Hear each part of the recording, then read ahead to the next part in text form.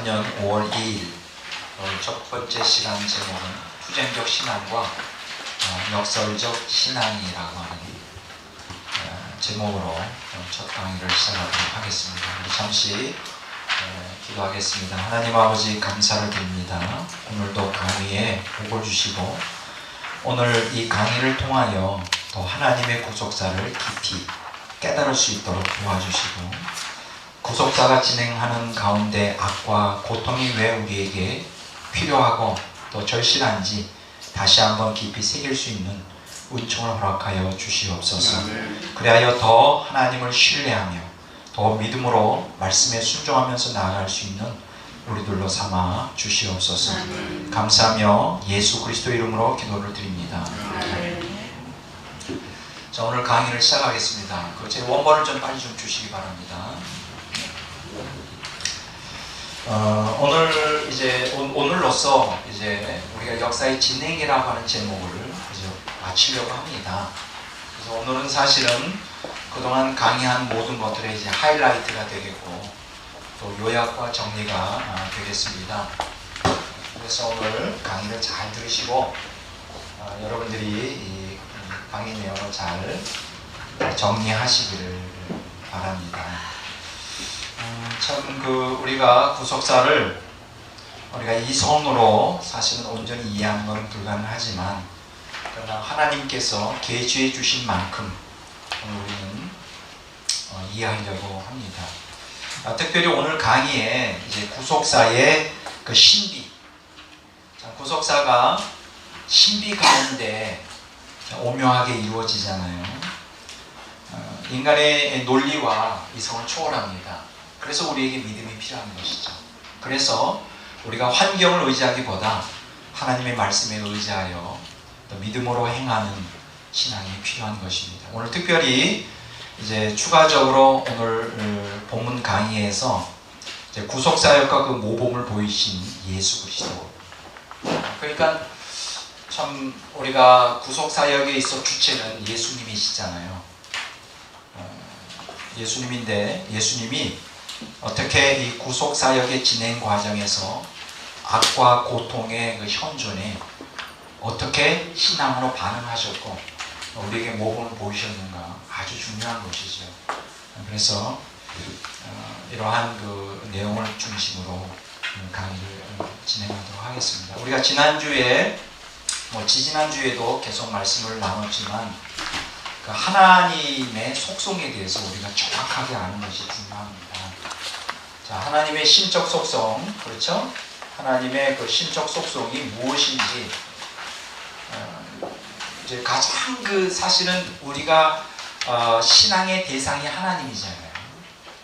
우리가 믿음의 대상이 하나님인데 그 하나님, 우리가 믿는 그 하나님이 어떠한 분인가에 대한 정확한 지식이 없으면 사실 우리의 신앙은 사실 기초가 없는 신앙이 될 수밖에 없죠. 우리가 다른 그 헬라의 신관이나 혹은 그 동양의 신관, 계몽주의 신관, 이게 다 화석화된 신관이죠. 신이라는 존재 자체는 있지만 사실 별로 우리에게 유익이 되지 않는 그런 신 개념입니다. 그러나 성경적 신관은 우리에게 굉장히 아주 중요한 의미를 갖고 있습니다. 그래서 우리가 에베소서 4장 6절에 있는 말씀을 중심으로 여기서 다시 그걸 반복하려고 하는 마음은 없습니다. 그러나 이제 그 핵심을 우리가 아는 게 중요한데 만유에 계시고 만유를 통일하시고 만유 가운데 계시고 그래서 이것을 이제 하나님의 초월성, 하나님의 편재성, 또 하나님의 내재성 이 개념은 굉장히 중요하죠. 이 초월성과 편재성과 내재성 이 세 가지 요소는 오늘 우리가 기본적으로 하나님에 대하여 가지고 있어야 될 신적 속성들이에요. 여기에 대한 또 믿음도 확고해야 됩니다. 하나님은 만물을 초월하여 모든 것을 주권자시죠. 초월한 자만이 주권을 다스릴 수가 있어요. 그렇죠? 초월하지 않으면 절대 주권이라고 하는 것을 행사할 수가 없습니다. 왜냐하면 어떤 조직에 속해 있으면 그게 예속이 되니까요. 두 번째 여기서 편재성이라고 하는 것은 온 세상을 붙들고 계신 거예요. sustain이라고 해서 이제 하나님께서 보존하죠, 피조물. 지금 피조물들이 존재하는 것은 바로 하나님의 편재성 때문에 그렇죠. 이렇게 하나로 통일돼요. 질서정연하게. 그러니까 우리가 우리 눈에 우리의 논리에 볼 때는 모든 것이 무질서하게 카오스처럼 혼동이 이 세상에 정말로 공이 어디 튈지 모르는 것처럼 되어 있는 것 같지만 사실은 하나님의 편재성 때문에 그것이 구속사를 이루는 질서정연한 그 질서를 유지하게 되는 것이죠. 또 한 가지 여기서 기억하셔야 될 것은 그 하나님의 내재성이죠. 하나님의 내재성이라는 것은 그 하나님 피조물들이 하나님에 의해 생존되죠. 그러니까 energize라고 그러죠. 생명을 하나님이 불어넣어주기 때문에 존재하는 것이지 하나님이 생명을 넣어주지 않으면 존재할 수가 없죠. 이렇게 초월성, 편재성, 내재성이 이렇게 결합하여 이제 우리가 여기에서 무엇을 도출해낼 수가 있는가? 이제 로마서 11장 36절에 있는 말씀이 나오죠. 그렇죠? 만물의 주에게서 나오고 만물의 원인이 되신 하나님, 만물이 주로 말미암고 만물을 붙드시는 하나님, 만물이 그에게로 돌아갑니다. 만물의 목적이 되신 하나님. 이렇게 해서 이제 알파와 오메가 되시는 하나님으로 요약되죠. 우리가 뭐 알파 오메가 되시는 하나님 할 때 한마디로 말하면 역사의 주관자라는 뜻입니다. 알파 오메가. 알파는 헬라어의 첫 자고 오메가는 헬라어의 마지막 자잖아요. 그렇죠? 여기서 알파 오메가, 시작과 끝, 처음과 나중이라는 개념은 역사의 주관자라는 게 좀 더 구체적으로 말하면 모든 피조물, 거기는 이제 영계에 있는 천사들을 포함하여 자연계에 있는 모든 피조물, 그리고 역사, 그 다음에 인생의 주관자 되시는 하나님을 여기서 말씀해 주시죠. 그래서 이러한 것들을 이제 에베소 4장 6절과 로마서 11장 36절을 기본으로 하여 우리가 좀 더 구체적으로 들어가면 하나님은 인생의 생사하고 주관하시는 하나님, 그렇죠? 인간의 호흡조차 주관하시는 하나님이라는 걸 알 수가 있죠. 그 다음에 또 한 가지 이제 우리 성도들의 관점에서는 성도들에게 깊은 관심을 갖고 계신 하나님. 그러니까 우리 생각으로 가득 차 있다는 거예요, 하나님. 여러분, 우리가 어떤 사람을 사랑할 때 그 사람 생각으로 가득 차 있죠. 그렇죠?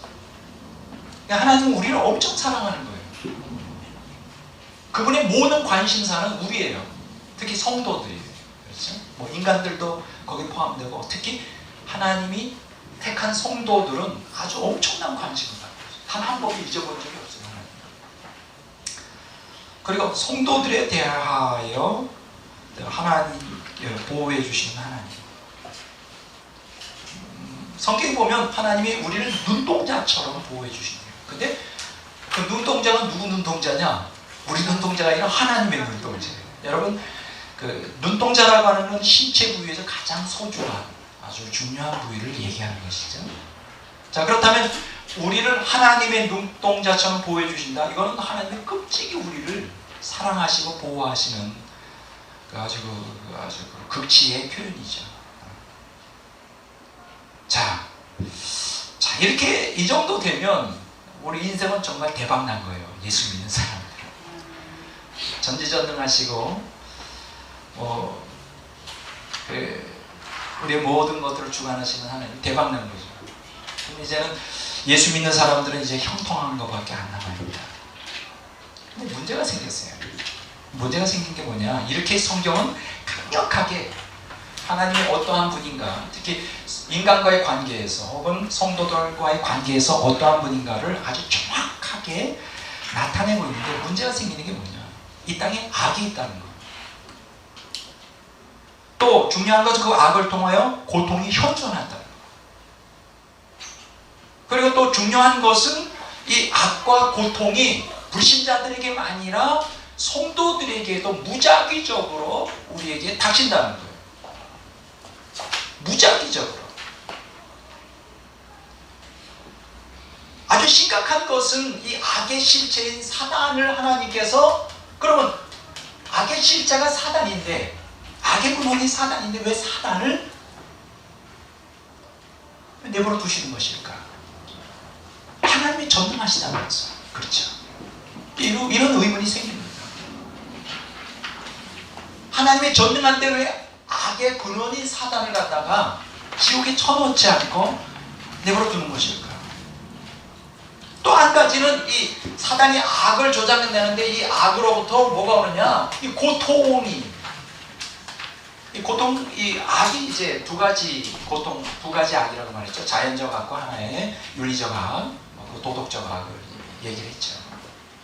우리에게 문제는 뭐냐 하면 악을 통하여 고통을 가한다는 거예요. 그럼 여기서 문제가 생겨요. 하나님이 전능하시다며, 전능하면 고통을 제거할 수 있어야 되는 거 아니에요? 전능. 또 한 가지는 우리가 하나님의 속성에서 보는 것처럼 하나님이 껍질이 우리를 사랑하신다며, 껍질이 하나님이 우리를 사랑하신다며. 그러면 사랑의 하나님인데 이 하나님의 전능성과 하나님의 사랑하심이 이 땅에 현존하는 그 사단을 통한 악과 또 그 악으로 통한 고통이 마치 모순되는 것처럼 보여요. 모순 아니냐? 이거 모순 아니냐? 그래서 우리가 지난번에 말씀하셨잖아요. 많은 그 철학의 기본, 신의 존재에 대하여 철학적인 논쟁에 있어 가장 기본이 되는 이 모순이잖아요. 하나님의 전능성과 하나님의 사랑. 근데 이 땅에 존재하는 그 악과 고통, 이게 모순처럼 보인단 말이죠. 예를 들면 우리가 자녀를 낳아서 자녀를 끔찍히 사랑하면 자녀에게 고통을 주지 않죠. 우리의 기본 상식이 자녀를 보호하고 위해준단 말이에요. 그게 우리의 그 상식이에요. 인간이 가지고 있는 상식인데 하나님이 우리를 전능하시면 사랑을 하신다면서 왜 우리에게 악을 존재하느냐? 이게 모순이에요. 이것은 신학에 있어 가장 중요한 난제이기도 하고 철학에 있어서 신을 부인하는데 가장 그 결정적인 실마리를 제공해 줍니다. 자, 이 문제에 대해서는 지난번에 우리가 자세하게 얘기해서 방법하지 않습니다. 이걸 어떻게 해석할 것이냐? 그럼 여기서 우리가 여러 가지 하나님의 전능하시고 하나님이 우리를 사랑하시는데 악과 고통이 있는 것은 이러이러한 문제 때문에 있다는 그 신정론이라고 하겠어요. 그 신의 공의성을 데오디시라고 그러죠. 이제 신의 공의성을 갖다가 변호해 주려고 하는 신정론. 그러면서 이제 여기에서 여러 가지 이론이 있다고 그랬죠. 범죄 신론 통하여 하나님 우주와 함께 아파하시고 같이 인간과 함께 발전해 가시는 분이라 그렇다. 포괄적 신론이라는 거, 감싸고 이렇게 고통 가운데서 뛰어넘는다. 이렇게 어떻게든지 이 논리를 가지고 이 모순을 어떻게든지 해소해 보고자 그동안 많은 철학자들과 신학자들이 노력한 것은 사실이에요. 이것은 다 이러한 그 논리적인 이성적인 이러한 합리와의 이 모순, 인간의 이성을 해석할 수 있는 이 모순은 지금 해결이 안 된 상태입니다. 그럼 이 문제는 어떻게 우리가 해결할 것인가, 신학적으로. 이번에 저는 너무나 감사한 게 물론 기본적으로 오늘 강의하는 틀은 벌써 오랜 세월 동안 제 사상 안에서 기본 틀은 해소가 된 상태예요. 그러나 그동안 근본적으로 이 문제에 대하여, 이 질문에 대한 문제에 대하여 근본적인 해소가 안 된 상태에 있다가 이번에 역사의 진행이라고 하는 제목으로 강의가 되고 그 주변에 그 여러 책들을 독서하고 또 하나님이 주시는 은혜로 말미암아 이번에 많이 해소가 됐어요. 거의 이론적으로는 100% 해소가 됐습니다. 이론적으로. 제가 왜 이론적으로 100% 해소가 됐다느냐? 제 경험상으로 이제 100% 아직 신앙 성숙이 덜 돼서 제가 영적으로 깊이 성숙하면 이제 이게 확실하게 100% 제 영적 체험에서 말할 수 있는데 이론적으로는 100% 정립이 됐어요. 앞으로 더 깊이 진보해 나가야죠. 왜냐하면 지금도 황당한 그 고난이 오면 더 올라오거든요. 이게 안 올라와야 돼요. 이게 감사로 넘쳐야 되고 막 거기에서 하나님에 대한 사랑으로 불타올라야 되는데 이게 불어 올라와요. 이게 아직 안 된 거죠. 여러분들이 황당한 고난을 당할 때 이게 안 올라오고 더 주님에 대한 감사와 찬양이 넘치면 이 사람은 완전히 거의 그 성인의 수준으로 와요. 그런 사람들이 몇 명 있습니다. 제가 그 하나님 임재 체험이라는 책을 또 가지고 나왔어요. 왜냐면 중요하기 때문에. 이 사람이 바로 그런 경험을 한 사람이에요. 로렌스 이제 또 한 권의 책을 가지고 나왔는데 이제 여러분들이 뭐 잘 아시는 것처럼 쟈뉴 귀용의 이제 순전한 사랑이라고 하는 책입니다. 그래서 제가 여러분들에게 꼭 사서 구입해 보시도록 촉구를 드립니다. 두란노에서 나왔는데 쟈뉴 귀용의 순전한 사랑. 이것은 쟈뉴 귀용의 자서전이에요. 자서진이라는 측면에서 아주 귀한 책입니다. 괜찮은 책이에요. 이 책에도 보면 그 로렌스 형제와 동일한 경험을 고백하고 있어요. 고통 가운데 그 하나님, 고통에 감추어진 하나님의 섭리와 의도를 정확하게 간파하고 있어요. 그러니까 2000년 기독교 역사 속에 영적으로 깊이 성숙한 사람들은 우리에게 이렇게 그 모순처럼 보이는 그 하나님의 전능하심과 사랑, 거기에 왜 모순처럼 보이는 악과 고통의 문제를 아주 철저하게, 논리만이 아니라 철저하게 영적으로 깊이 그것의 실체를 파악하고 있는 분들이에요. 영적으로 깊이 들어간 사람들.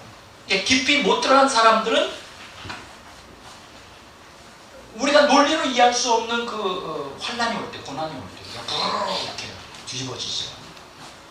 근데 이제 감사하게도 이번에 저는 논리적으로, 신학적으로 100% 이 문제에 대해서 정립하게 되었어요. 이제 남은 것은 뭐냐? 이제 나의 삶 속에서 불하는 게 이제 없어져요. 그거는 이제 앞으로 계속 투쟁을 통하여 여러분과 제가 이제 해소해 나가야 됩니다. 어쨌든 그러면 이제 간단한 거, 이건 모순이 아니에요. 철학자들이나 신학에서 이게 모순처럼 보이지만 하나님이 전능하신 분이고 사랑인데 왜 이 땅에 악과 고통이 있느냐? 이건 모순처럼 보이지만 모순이 아니에요. 왜냐하면 하나님은 여전히 전능하신 분이세요.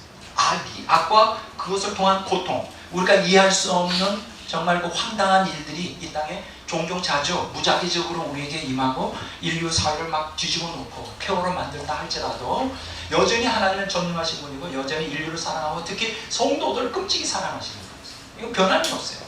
성경 거짓말하는 게 아니에요. 그치? 문제는 뭐냐? 그러면 왜 악과 그걸로 인한 고통이 오느냐? 그것은 뭐냐? 이걸 우리가 뭐라고 말하느냐? 하나님의 허용적 의지라 이렇게 말씀드렸습니다. 하나님께서 구속사를 위해서 허용하신 거예요. 능력이 없어 허용한 게 아니라 다른 말로 말하면 왜 허용했을까?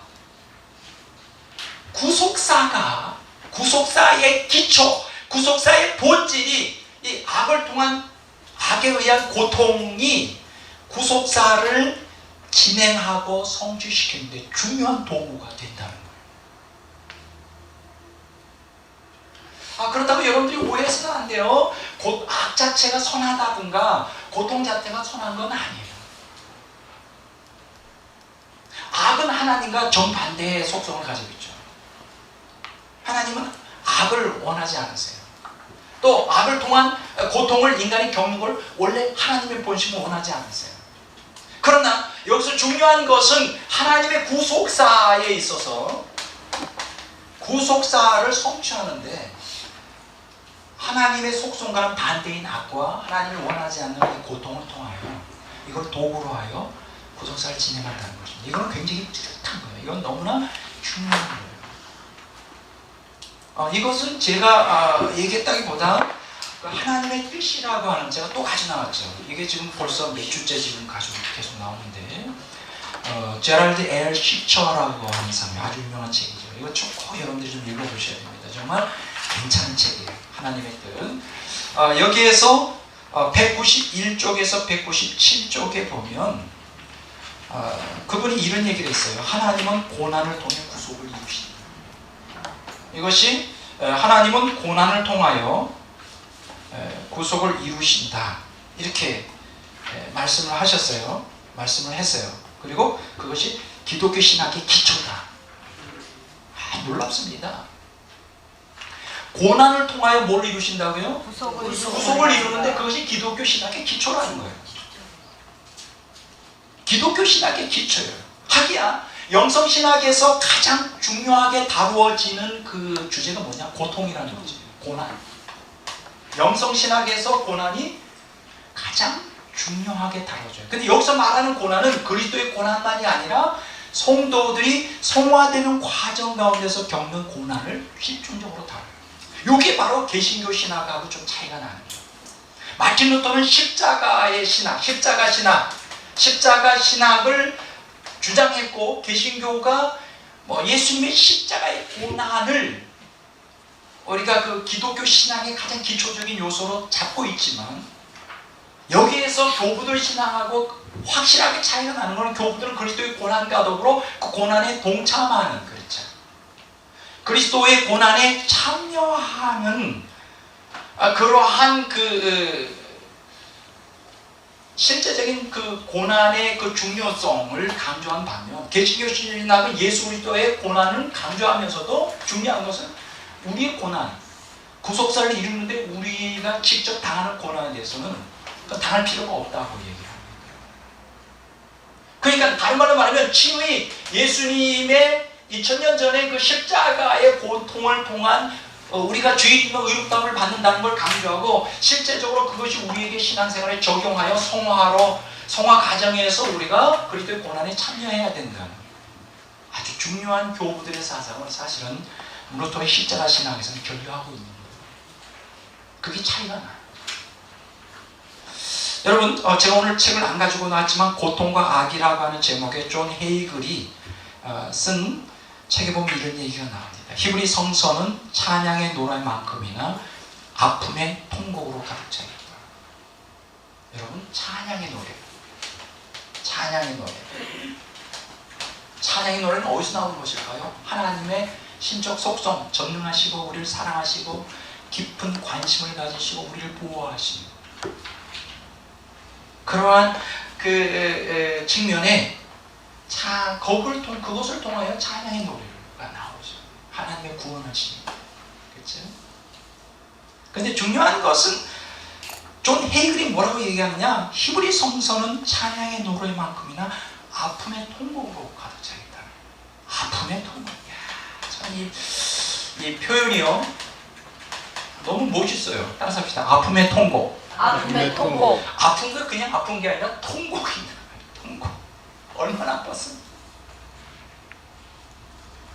근데 여러분들이, 우리가 기독교인들이 우리가 각성하고 깨어야 될 부분이 뭐냐, 성경을 우리가 자꾸 믿음하면 우리가 우리의 욕구로 충족시키는 측면으로만 자꾸만, 제가 지난번에 얘기했죠, 하나님의 구속사를 바라보는 관점과 인간들이 구속사를 바라보는 관점, 관심이 좀 다르다.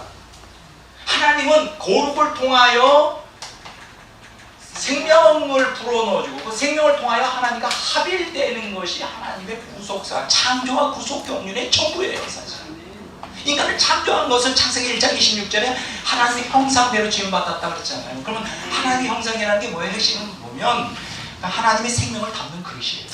그 창조 목적은 하나님의 생명을 담아주기 위해서 창조하신 것이고, 구속의 목적 역시 이 땅에서 우리가 예수 믿어서 행복하고 성공적인 삶을 사는 게 궁극적인 목적이 아니라 생명을 담아주는 것이 목적이에요. 거룩을 통하여 생명을 왜 생명을 담아주느냐? 그래야만 하나님과 하나가 되거든요.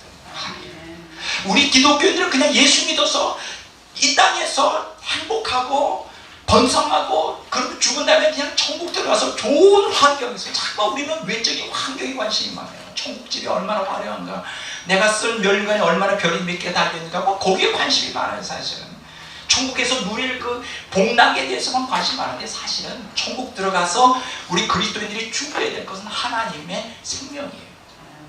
그러니까 여러분들이 이렇게 생각하시면 됩니다. 천국 환경을 통해 누릴 그 복락에 관심 갖지 말고, 천국에 들어가서 하나님, 내가 그렇게 사모하던, 내가 그렇게 갈망하고 사랑하던 하나님과 하나가 되는 것이 천국 들어가는 목적이어야 돼요. 천국 들어 이제 그런 간증이 많잖아요. 천국 간증들이 보면 어떤 사람 집은 이 땅에서 주를 위해서 헌신을 많이 해가지고 시청만큼 집이 크다니, 시청. 그래서 크면 좋겠죠. 시청만큼 크고 하루 종일 자기 집을 돌아다니도 다 다닐 수 없죠. 그러니까 우리 안에는 이런 욕구가 있는 거야. 우리 특히 한국 사람들은 이 집에 대한 이 굉장히 욕구가 강해요.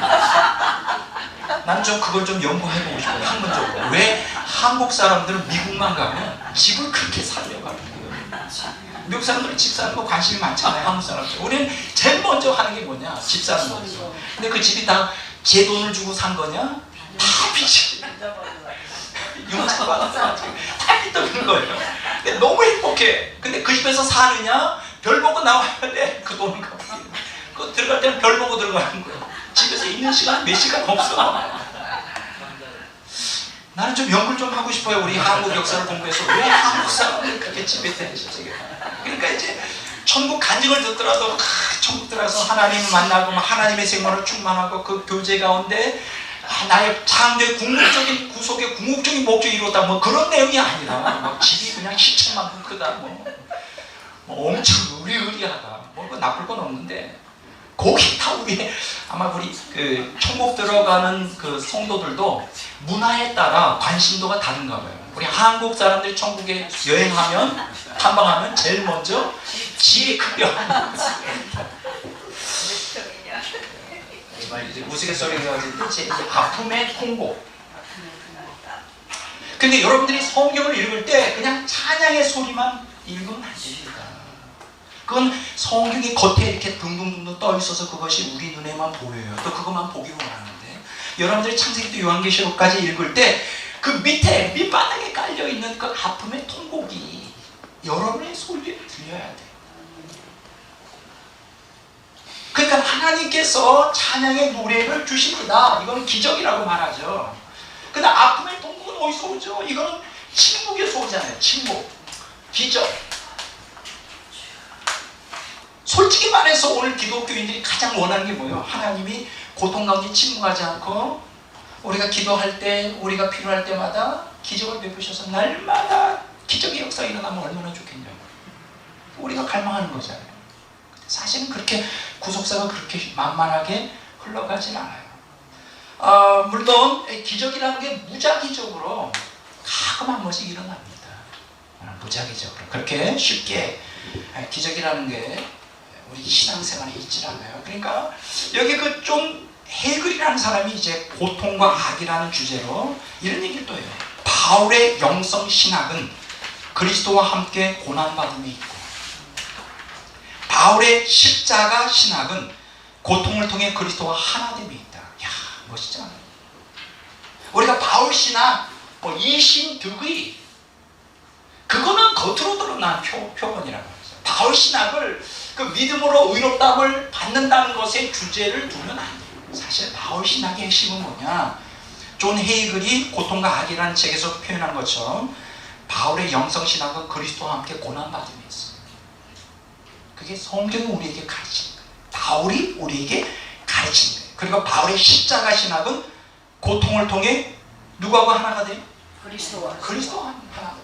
여기서 우리가 하나의 이 고통 문제가 마치 모순처럼 보이는 것이 하나의 해결적인 실마리를 발견해야 됩니다.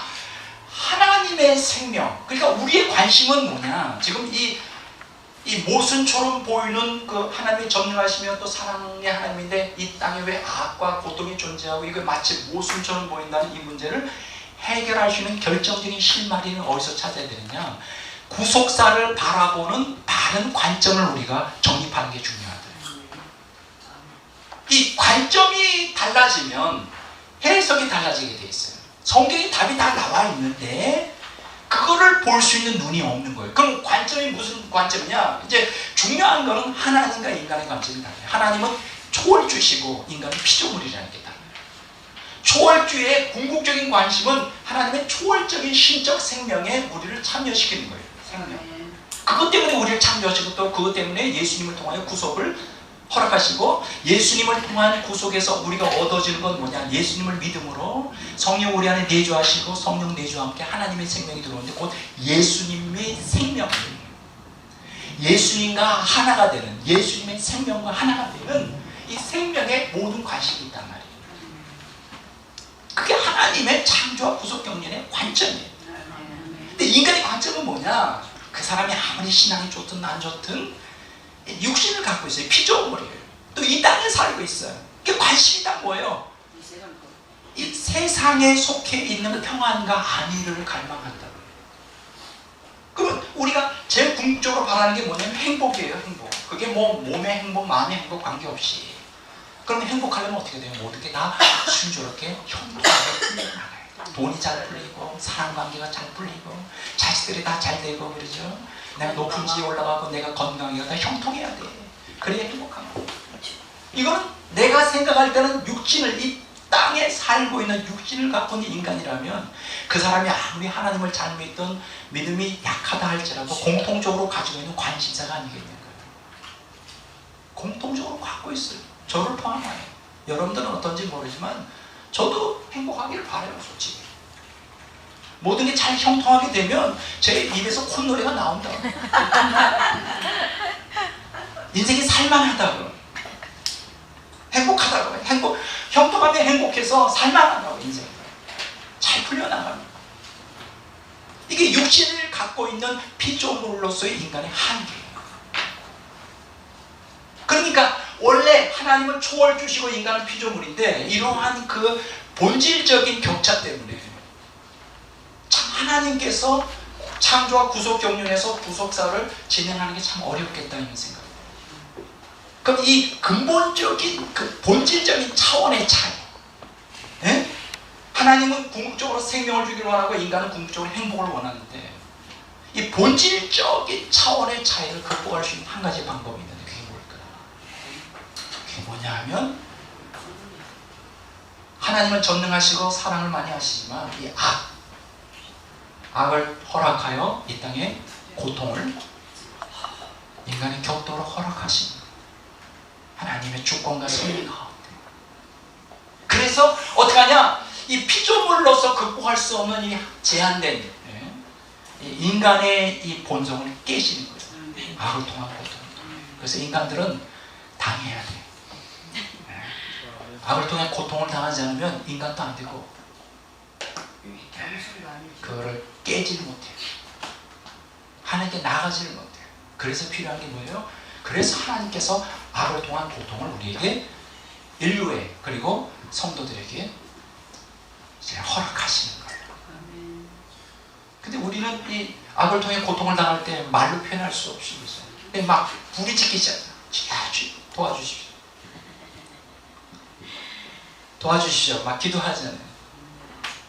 황당한 그 환난 가운데 기도 안 하는 사람이 있어요. 예수 안 믿는 사람한테 기도해요. 죽음을 앞에 두고 있어요. 근데 문제는 뭐냐? 기도할 때마다 쪽쪽 응답하시면 또 재밌지 그게. 아이고 그 마지막에 짜릿한 그 맛이 있어요. 그러니까 모든 게 그냥 무조건 형통한 것보다 거의 위기 때에 내가 기도했는데 기적이 나타난다. 이건 더 짜릿하지. 여러분 그 치킨 싸움이라는 거 아세요? 치킨 싸움. 이게 이제 치킨 싸움이라는 게 뭐냐면 그 A라는 자동차, B라는 자동차가 있어요. 경주를 하는 거예요. 마주보고 달리는 거예요. 그대로 끝까지 가면 어떻게 될까요? 충돌해서 둘 다 죽지. 근데 치킨 게임이라는 게 뭐냐? 마주보면서 달리다가 한 사람이 이제 거의 절정 때 싹 피하는 거예요. 그러니까 누가 끝까지 피하지 않고 더 많이 거리를 왔느냐. 거기다가 승자와 패자가 결정되는 거예요. 이게 치킨 싸움이라고. 지금 내가 왜 이 치킨 싸움을 얘기하려고 하는지 모르겠는데. 자, 보세요. 자, 하나님께서 그 인간을 원래 의도 생명을 불어넣어주기 위해서 이 인간이 가지고 있는 본질적으로 갖고 있는 본능적인 이 육적인 행복을 추구하는 욕구를 그냥 내버려 둬서는 안 돼요. 기적만 주어서 가지고는 이 기본적인 그 틀을 깰 수가 없어요. 그래서 고난을 허락하십니다. 고난을 우리에게 허락하십니다. 이 의도를 알아야 돼요. 그래서 구속사는 반드시 고난을 통하여 이루어지는 거예요. 이게 바로 기독교 신학의 기초인 거예요. 이 제랄드 시처의 하나님의 뜻이라는 책에 보면 그렇게 나와 있어요. 저는 거기에 전적으로 동의합니다. 그래서 이제는 그동안 교부들 신앙에서는 고난, 고통이 주제였지만 이제 성도들이 성화를 위하여 겪는 고난의 아주 그 교부들 사상, 그 영성신학의 주제였는데 이제 기독교, 우리 개신교들도 그것이 주제가 되어야 돼요. 그동안 우리는 예수님이 고난당하시고 우리는 고난당할 필요가 없다고 배웠고 가르쳤어요. 이건 너무나 잘못된 거예요. 그렇게 가지고 성화가 이루어지지도 않고 구속사가 이루어지지 않고 교회는 그냥 난장판으로 된 거예요. 자기 탐욕과 욕망이 가득 찬 신자들로 오만하고 교만하고 옛사람으로 가득 찬 그 신자들만 양성하여 목회자들은 더욱 갈수록 목회하기 어렵고 교인들은 교인들 내고 엉망진창이 되고 이거 잘못 가르치는 거예요. 이제 다시 우리는 교우들을 영성신학을 본받아서 예수님의 고난만이 아니라 우리가 거기에 참여함으로 그리스도와 함께 고난당하는 영성신학, 바울의 영성신학, 또 고통을 통해 그리스도와 하나됨을 주장하는 바울의 십자가 신학을 다시 회복해야 돼. 이 신칭의만 가지고 안 되는 거예요. 아멘. 그걸 내가 부인하는 게 아니에요. 우리가 죄인이기 때문에 타락한 보성을 갖고 있기 때문에 하나님 앞에 일단 받아들임을 받아내려면 이 신칭의가 필요하지만 그만 가지고 안 된다는 거예요. 그거는 너무나 성경을 단편적으로 해석하는 거예요. 그건 껍데기만 가지고 해석하는 거예요. 우리가 지금 이러한 그 문제를 갖다가 극복을 해야 됩니다. 자, 악과 고통이 현존해요. 자, 그러니까 악과 고통이 이 땅에 무작위적으로 예측이 불가할 상황으로 언제 어떤 재앙이 떨어질지 아무도 아는 사람이 없어요. 저와 여러분을 포함하여 그렇죠. 아무도 자기의 앞으로 5분 후의 미래도 어떤 재앙이 쏟아질지 아무도 예측할 사람이 없어요. 그렇기 때문에 여러분 기억하십시오. 이 구속사, 이 창조와 구속 경륜의 창조 세계와 구속사가 진행되는 과정에서 영계와 자연 및 인간의 역사는 이 악과 그 고통의 현존 때문에 긴장과 갈등과 위기가 연속됩니다. 따라서 합시다. 긴장, 갈등, 위기. 왜 긴장? 서스펜스. 여러분 좋죠? 서스펜스. 긴장. 왜 긴장이 일어날까요? 왜 갈등 일어날까요? 왜 위기가 우리의 영계. 여러분 이 긴장과 갈등과 위기 이 개념은 이 자연계만 존재하는 게 아니에요. 영의 세계. 여러분 아십니까? 이 자연의 이 현상계에서도 이러한 긴장과 갈등과 위기가 끊임없이 그게 전쟁이든 자연재해이든 우리에게 다가오는 개인적인 불운이든 끊임없이 무작위적으로 우리에게 임하는데 이거는 영계에도 마찬가지예요. 여러분 기억하십시오. 이 땅에만 지금 그러한 악과 고통이 현존하는 게 아니라 사실은 그것의 본질은 다 영계에서 일어나는 거예요. 영적 세계의 똑같은 상황. 이 악과 그것을 통한 고통을 통하여 현존이 이 영의 세계에서도 동일하게 구속사가 완성될 때까지는 어쩔 수가 없어요. 하나님께서는 그렇게 하도록 이제 허락을 하시는 거예요. 자, 지금 상황이 이렇기 때문에 우리는 어떠한 신앙 자세를 갖고 살아야 되는 거예요. 한 가지밖에 없어요. 어떻게 지금 보세요. 지금 하나님이 속성에 대해서 공부했잖아요. 그럼 하나님은 전능하신 분이다. 하나님은 우리를 끔찍이 사랑한다. 그런데 우리에게 악을 허락하시고 또 그걸 통하여 고통이 무작위적으로 우리에게 일어나도록 허락하셨다. 그게 모순 아니냐? 모순 아니다. 왜냐? 하나님 창조와 구속 경륜의 핵심은 생명을 우리에게 하나님의 생명, 인격적인 생명과 하나가 되는 것이다. 우리 인간은 형통을 통한 행복인데 이게 이제 차원이 관점이 달라서 그렇다. 근데 여기서 중요한 것은 우리가 진정으로 형통하고 형통을 통하여 행복하려면 절대로 우리에게 악과 고통은 제거되어야 되죠. 그렇죠? 만약에 악과 고통을 통해 내가 형통하고 행복하다라고 말하는 건 정신병자든지 두 번째는 세디스트 간의 메조기스트예요. 이렇게 고통을 당함으로 쾌감을 느껴요. 매일 그 부인이 남편한테 얻어맞으면서 쾌감을. 반대로 말할 수 있어요. 매일 부인한테 남편이 얻어맞으면서 쾌감을 누르는 거. 이게 메조키스트거든요. 메조기즘. 그런 게 아니란 말이죠.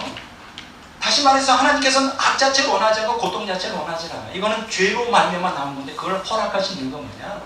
하나님의 생명을 불어넣어 주려면 이걸 도구로 쓰시는 것이다. 말씀드렸어요. 근데 지금 인간의 관점을 벗어나지 못하고 형통을 통한 행복을 주장한다면 이게 모순처럼 보여요. 이 악과 고통은 우리에게서 제거돼야 돼요. 그렇죠? 모순이에요. 그러니까 이게 논리적으로 따져도 이 형통을 통한 행복이 우리 기독교 신학의 핵심이라고 말하는 것은 그건 모순입니다. 제가 이제 이거 옛날에 한번 읽어보도록 여러분들에게 권한 적이 있죠. 참 좋은 책입니다. 탐욕의 복음을 버려라. 부와 건강의 복음을 해보았다. 아주 좋은 책이에요. 그래서 여러분들이 안 읽으신 분은 꼭 읽어보시기 바라고, 오늘 기독교가 썩고 문드러지고 무너지는 것은 바로 탐욕의 복음의 사정. 다른 말로 말하면 그 하나님의 생명에 우리 신앙에 초점을 두지 않고 형통을 통한 행복에 마치 그것이 우리를 창조하고 구속하시는 궁극적인 목적이 있냐 가르치기 때문에 교회가 다 썩어 문드러지는 거예요. 생명이 없어지는 거예요. 세속화되고 교회가 그냥 싸움박질하고 그냥 탐욕으로 가득 찬 세상보다 더 타락한 조직으로 지금 변질되어 가고 있는 거예요. 이걸 누구도 부인할 자가 없어요. 지금 이러한 교회의 현실을 누구도 부인할 자가 없습니다. 그럼 어떻게 되냐? 우리가 관점을 바꿔야 돼요.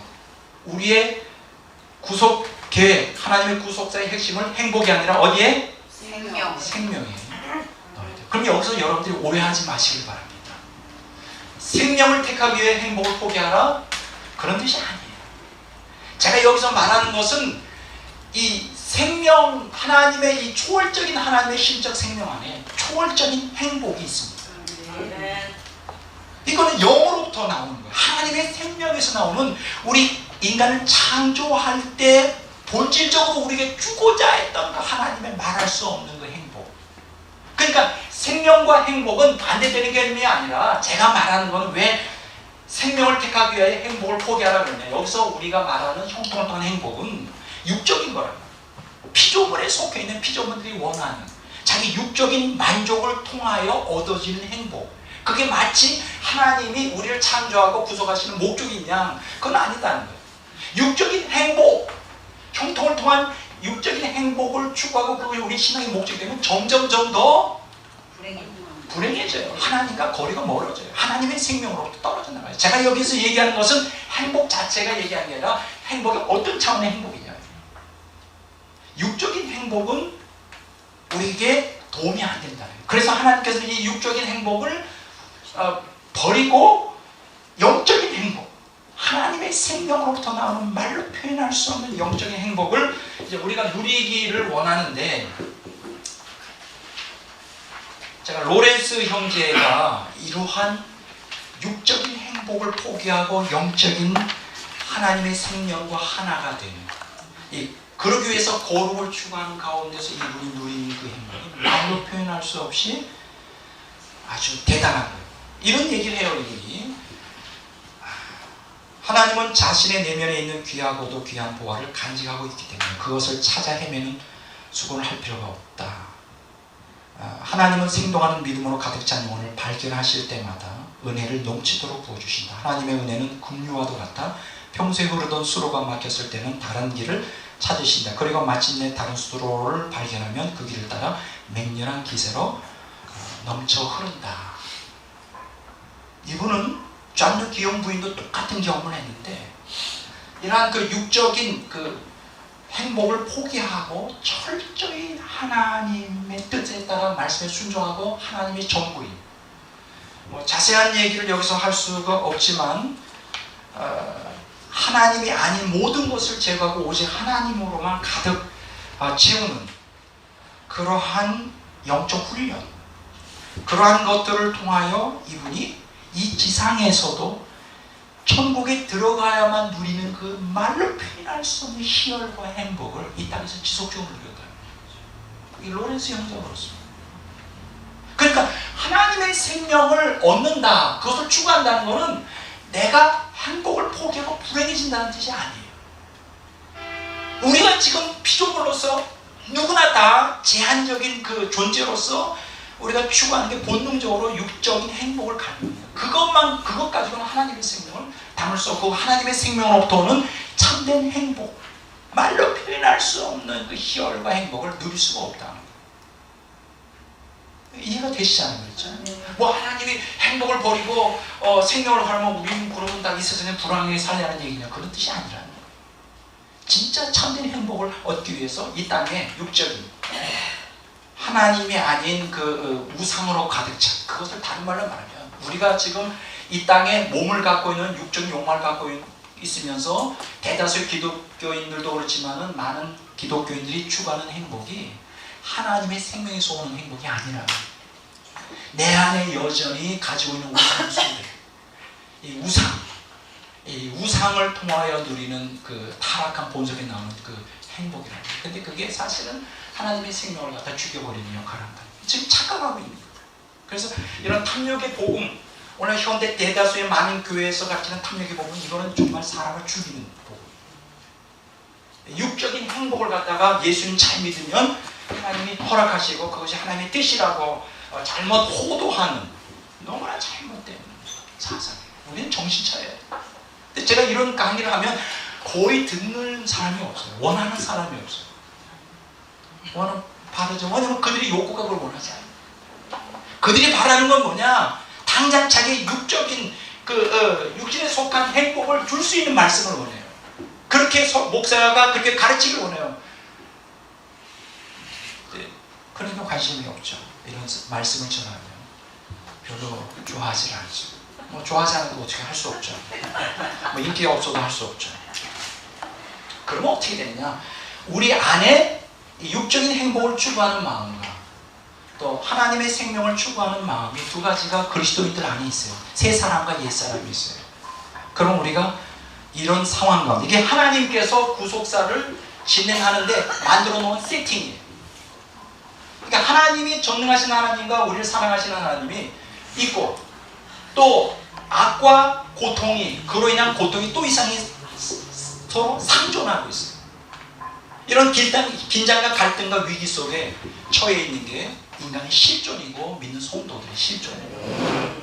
그럼 이런 상황 가운데서 우리가 취해야 될 자세가 무엇일까? 한 가지밖에 없어요. 한 가지밖에. 투쟁적 신앙을 가져요. 제가 얘기하는 그겁니다. 왜? 오늘 제목이 구속사가 진행되는 투쟁적 신앙이라고 하는 타이틀을 걸었느냐. 이런 상황 가운데서 우리 안에는 그 육적인 행복을 추구하는 게 너무나 강해요. 근데 하나님은 이 하나님의 신적 생명을 우리에게 주셔서 진정한 행복으로 인도하기 원하는데 이게 이제 정면으로 충돌한단 말이죠. 그럼 이런 상황 가운데서 우리가 취할 수 있는 방법은 한 가지밖에 없다. 그냥 예수님 믿습니다. 2000년 전에 우리를 위해 피 흘려 죽으신 예수님의 속죄 피를 믿습니다. 그 수준 가지고는 이 우리 안에 행복을 추구하는 그 옛사람의 강한 욕망을 이길 수가 없어요. 밀어낼 수가 없어요. 여러분 기억하십시오. 여러분 예수님 믿는 우리들 정말 각성해야 돼요. 예수를 믿는다는 거, 내 구주를 믿는다는 거. 그래서 나는 여전히 타락한 본성을 갖고 있지만 예수님 피 때문에 내 죄가 덮여졌다는 거. 그리고 그것 때문에 나는 천국 간다는 거. 그게 신앙의 전부가 아니에요. 그게 전부라고 착각하면 반드시 그 사람은 신앙에 실패하게 돼 있어요. 여러분 우리가 처한 상황이 얼마나 심각하냐. 하나님은 전지전능하시고 능력이 많으시고 우리를 사랑하시지만 하나님께서 우리에게 생명을 주는 것은 단지 수동적인 신앙, 취미에 머무는 신앙만 가지고는 하나님의 생명이 우리 안에 들어가는 게 거의 힘들어요. 이거는 실제적으로 오늘날 현실의 목회자들의 세계에서 성도들을 볼 때 그걸 알잖아요. 수십 년 신앙생활에도 그들이 성화가 안 되잖아요. 수십 년 신앙생활에도 변화가 없잖아요. 왜 변화가 없을까요? 수동적 신앙에 머무르기 때문에. 예수님이 해놓으신 그 역사적인 그 구속사의 그 사건만을 그냥 수동적으로 믿으라고만 강조하고 실제적으로 그 생명을 얻기 위하여 내가 내 안에 옛사람의 행복을 추구하는 것과 투쟁적으로 나서서 싸우라고 하지 않기 때문에 성화가 없는 거예요. 생명이 없는 거예요. 제가 한 권을 옛날에 추천해 드린 적이 있었죠. J.C. 라일의 거룩이라고 하는 책. 이렇게 두꺼워요. 근데 저도 아직 읽지는 못했어요. 우리 김은영 전사님이 읽으셨어요. 근데 너무 좋대요. 연구원에서 가르치는 말씀하고 똑같아요. 그러니까 저는 제가 여기에서 가르치는 게 저희 독특한 사상이 아니에요. 아직 저는 이 책을 읽어보지 않았어요. 읽어보려고. 여기서는 칭의와 성화의 관계성에 대해서, 중생과 여러 관계성에 대해서 아주 제시 라일 아주 유명한 사람이죠. 이분의 대표적인 책이 바로 이 거룩이라는 책이에요. 여러분들에게 좀 꼭 좀 이 책을 읽어보시도록 제가 권면을 드립니다. 자, 그러면 어떻게 됐냐? 우리가 하나님의 의도한 바대로 구속 경륜에 동참하여 하나님의 의도한 바대로 하나님의 생명에 이르기 위해서는 그냥 되지 않아요. 수동적 신앙 가지고 되지 않아요. 그럼 어떻게 되냐? 능동적 신앙으로 나아가야 돼요. 그러면 그 능동적 신앙이 뭐냐? 바로 투쟁적 신앙. 자, 투쟁적 신앙. 자, 성경을 한번 보도하겠습니다. 먼저 잠깐요. 먼저 조금 아까 여러분들이 가지고 있는 그 자료의 왼쪽을 한번 보세요. 구속사역과 그 모범을 보이신 예수 그리스도. 지금 제가 강의하는 그 모든 내용의 순서가 예수 그리스도가 구속사역을 진행하고 완성하는 데 기초를 놓았던 그 그리스도의 그 고난과 십자가의 죽음과 부활에 그대로 적용이 됩니다. 그러니까 우리가 신앙의 대상으로 믿는 그 예수님이 구속사역, 하나님의 원래 구속사역의 원래 그 목적이 생명이잖아요. 생명을 주시는 건데 어떻게 해서 우리에게 생명을 줄 수 있는 그 구속주가 되셨는가를 보이는데 우리에게 주는 아주 중요한 어떤 모델이 있어요. 모델링 케이스. 예수님이 그 구속사의 기초를 놓고 하나님의 생명을 우리에게 넣어주시는데 그 기초를 놓았던 이 구속사역을 우리가 깊이 연구할 필요가 있어요. 예수님이 걸어가셨던 그 길은 예수님이 왜 걸어가셨을까요? 예수님 자신이 생명을 얻기 위해서? 아니에요. 우리에게 생명을 주기 위해서. 그런데 여기서 중요한 것은 예수님이 그 생명을 얻는 그 길을 1차적으로 모범을 보이셨다는 거예요. 어떻게 하면 생명을 얻는다. 그리고 우리로 하여금 그 뒤를 그대로 따라오라고 말씀하십니다.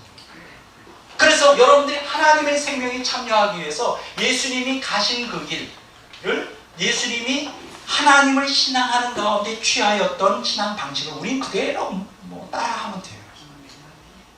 자, 여기 한번 보겠어요. 자, 어떻게 했을까요? 여기 보면 보세요. 아바 아버지요. 자, 마가복음 14장 36절에 이런 말씀 있죠. 아바 아버지요. 아버지께는 모든 것이 가능하오.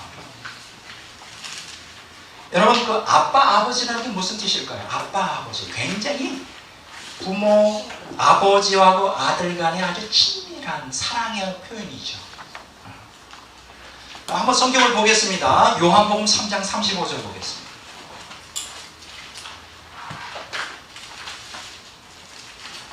자, 다 같이 읽어보겠습니다. 아버지께서 아들을 사랑하사 만물을 다 그의 손에 주셨습니다.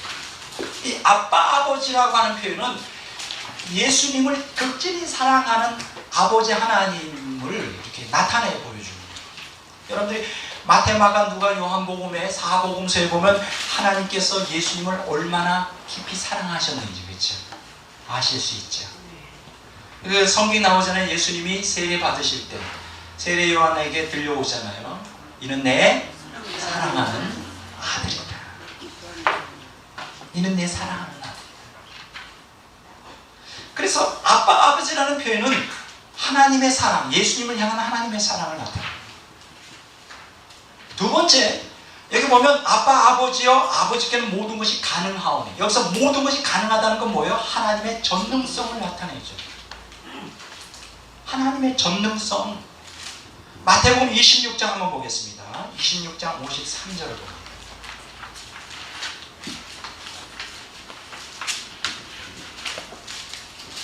같이 읽어보겠습니다. 마태복음 26장 53절을 읽습니다. 너는 내가 내 아버지께 구하여 지금 12군단 더 되는 천사를 보내게 할 수 없는 줄로 아냐. 예수님께서 잡히셨을 때 이제 묶였죠. 그러니까 주변에 있는 사람들이 의아해했을 거예요. 왜냐하면 예수님은 죽은 자도 살리고 기적을 많이 행하셨죠. 그래서 그 주변에 있는 사람들이 아마 호기심으로 바라봤을 거예요. 예수님이 혹은 그 기적을 행하지 않게 자기가 풀어져요. 마법을 통하여 어떻게 그 쇠사슬을 쫙 순식간에 마치 그 불에 탄 그 지푸라기처럼 쫙 풀고 나오면 한번 그때 내가 믿어봐야지 막 그런 사람도 있을 거예요. 근데 아무 역사가 일어나지 않았어요. 그러면서 예수님이 하시는 말씀이 내가 내 아버지께 구하여 지금 12군단 되는 더 되는 천사를 보낼 수 없는 줄로 알아요. 여기서 한 군단이 뭐냐 6,000명으로 되어 있어요. 12군단이니까 72,000명이죠. 천사 72,000명이 동시에 동원되면 어떻게 될까요? 뭐 그거는 뭐 누구도 예수님께 손을 댈 수가 없는 것이죠. 이것은 무엇입니까? 하나님의 전능성을 얘기해요. 자, 그러면 고난당하시는, 그래서 십자가에 죽으시는 그것을 앞에 두고 계신 예수님의 하나님에 대한 신앙은 어떤 것이요? 하나님의 전능성과 하나님의 사랑을 둘 다 믿고 있었어요. 하나님이 전능하신 분이라는 것, 또 하나님이 극진히 예수님을 사랑한다고 하는 것을 믿고 있었어요. 그런데 그 앞에 뭐가 있어요? 고난이 앞에 있어요. 십자가. 그래서 예수님께서 마가복음 14장 33절에서 34절에 보면 이런 말씀하시죠. 심히 놀라시며 슬퍼하사 말씀하시되 내 마음이 심히 고민하여 죽게 되었습니다. 마가복음 14장 36절에 이 잔을 내게서 옮기시옵소서. 좀 아이러니하잖아요. 하나님의 전능성과 하나님의 사랑 그렇게 깊이 봤는데 왜 십자가의 고난을 당해야 됩니까? 오늘 이건 똑같이 우리에게 적용되죠? 예수 믿는 사람은 하나님은 전능하시 때문에 하나님 우리 극진히 사랑하신다며 근데 왜 악을 통하여 고통이 우리에게 무작위적으로 우리 삶에 난도질 하느냐? 그럼 하나님이 전능한 것도 아니고 하나님의 사랑도 아니지 않느냐? 아니죠. 예수님은 하나님의 전능성과 하나님의 사랑을 100% 의심한 적이 없었죠. 근데 십자가를 지셔야 돼요. 그것을 앞에 두고 너무나 예수님이 고통을 당하십니다. 고민하시는 거예요. 왜 고민을 하실까? 왜 그럴까? 구속사를 성취하기 위해서. 마찬가지예요. 오늘 우리가 하나님이 전능하시고 우리를 사랑하시는데 우리의 악을 통한 고통인 것은 하나님의 능력이 없어서도 아니고 우리를 무관심해서도 아니고 그 악을 통한 고통, 악에 의한 고통을 통하여 뭘 이루기 위하시는 거예요? 우리 안에서 구속을 이루시기 위해 바로 그 생명을 주시기 위해서. 예수님이 고통당한 건 뭐예요? 예수님 자신이 생명을 얻기 위해서요? 아니에요. 우리에게 생명을 주기 위해서. 그러니까 놀라운 것은 예수님이 우리에게 생명 주시기 위하여 예수님은 먼저 앞서서 우리에게 먼저 가셨고 두 번째로는 우리에게 모범을 보이시면서 너희들도 동일하게 내가 간 길대로 단지 내가 이룬 그 역사적인 사건만을 믿는다고 함으로 되는 게 아니라 내 뒤를 따라와라. 내가 간 길을 따라오라고 예수님 말씀을 촉구하고 계신 것이죠. 자, 그런 가운데서 자, 뭘 했어야만 됐을까요? 예수님은 알고 있었어요. 자기가 죽어야 된다는 거. 예수님은 알고 있었어요. 하나님이 전능하시고 하나님이 끔찍이 예수님을 사랑하면 자기는 죽어야 된다는 거. 속죄를 통하여 구속, 그리고 그 궁극적인 목적이 생명을 얻게 하기 위해서. 그러면 예수님이 이런 상황 가운데서 해야 될 것이 무엇이었습니까? 자신과의 투쟁을 해야 돼요. 그래서 그 십자가의 고통을 두려움에서 예수님도 인간의 육신을 갖고 있었기 때문에 고통당하는 게 두려운 것이에요. 그리고 고통 속에서 죽는다는 게 두려운 거예요. 그래서 어떻게 했어요? 예수님께서 그 마가복음 14장 36절에 보면 이런 말씀이 있죠. 이 잔을 내게서 옮기시옵소서. 예수님의 고통이에요. 이게 솔직한 심정이에요. 인간성을 갖고 있어요. 우리도 그렇잖아요. 우리가 예수님 믿으면서 황당한 악을 통해 고통, 황당한 그 재난 가운데 이걸 좀 피하게 해달라고 기도하죠. 예수님도 똑같았어요. 그러나 만약에 고통이 없으면 제가 뭐라고 했어요? 고통 없이 뭐가 이루어질 수 없다? 생명을 얻는 구속사가 진행이 될 수도 없어요. 구속사는 고통을 통하여 진행이 됩니다. 이게 제가 한 얘기가 아니에요. 제가 했다면 이상하다고 하시죠. 유명한 사람들이 한 거예요. 교우들이 다 그런 얘기를 해요. 고통은 구속사를 이루는데 중요한 요소가 돼요. 왜냐하면 고통이 없으면 인간은 절대로 성화가 안 됩니다. 왜냐하면 본성적인 탐욕 때문에 절대로 하나님이 우리에게 날마다 기적을 주시고 날마다 사랑만 표현해 주시면 우리가 잘 믿을 것 같아요? 아니에요. 버릇나 빠져요. 그리고 우리에게 베풀어 주시는 그 은혜에, 그 은사에 배반해요. 배반 때려요. 베풀어다. 탐욕. 이 안에 우상의 재단이 이게 무너지지 않은 상태예요. 이게 하루아침에 무너지지 않아요. 여러분 기억하셔야 될 것은 우리 안에 있는 옛사람, 이 마귀의 진이 우리 안에 쳐져 있는데 그게 하루아침에 예수 믿는다고 무너지는 게 아니라 우리 안에는 무서운 우상 숭배하는 피조물을 하나님처럼 의지하여 하나님을 내팽겨치고 하나님 노릇하는 무서운 우상이 우리 안에 가득 차 있다는 거. 우리의 그 실상. 그러니까 우리는 투쟁을 해야 돼요. 투쟁적 신앙. 그러면 예수님이 어떤 방식으로 투쟁적 신앙을 했을까요? 두 가지예요. 마가복음 14장 36절에 보면 이런 말씀이 있어요. 그러나 나의 원대로 마옵시고 아버지의 원대로 하옵소서. 바로 그거예요. 지금 구속사가 이런 것을 피할 수 없다면 하나님 전능하신 우리를 사랑하지만 악으로 인한 고통이 우리의 구속사의 기초가 되고 주체가 되고 우리가 이런 것들을 겪어야 된다면 이걸 피하게 해달라고 이것을 회피하려고 나한테 기도해서는 안 되죠. 나의 원대로 마옵시고 아버지의 원대로 하소서. 그게 무슨 뜻이에요? 하나님의 말씀에 순종하는 신앙이에요. 여러분 우리 그리스도인들이 성화되려면 내 안에 우상의 재단이 무너지려면 이 육적인 행복에서 하나님의 생명을 통한 초월적인 행복으로 패러다임 쉬프트가 되려면 한 가지밖에 없어요. 나의 원대로 마옵시고 아버지의 원대로 하라는 그게 뭐예요? 나 자신의 뜻을 굴복하고 비록 고통스럽지만 하나님 말씀에 철저히 순종하겠다. 결단이 필요하죠. 투쟁적 신앙이 필요하죠. 뭐 예수님께서 나의 원대로 마옵시고 아버지 원대로 하라는 게 이게 그냥 나온 거예요? 로맨틱하게? 아니에요.